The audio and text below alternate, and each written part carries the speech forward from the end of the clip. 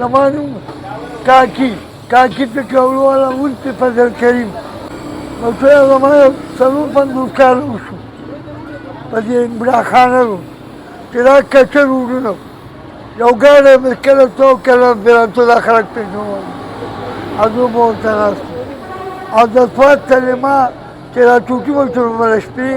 دا کور ته تلم دغه یو سلیما و بیا وروسته پکې دا پلوشه مارک سلیما جوړ شو او امیرزیب د خدای وبخښي دا براتونه ما سره مناسب پکولې په والي صاحب دی زمونږ د سوات نه والي صاحب دی امیرزیب سلطان ریلو او په دې کې موږ ناست یو ناصر جلال د الله وبخښي په څنګه کې به راغی خلک به ورسره وو دا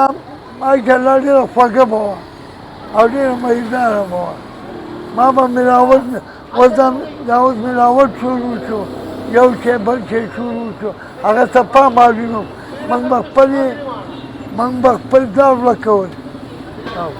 اوس به مې ګورو کې ډېر زیات شو څوک یو ځای کې څوک په یو ځای کې څوک هلته یو تاله کېدلی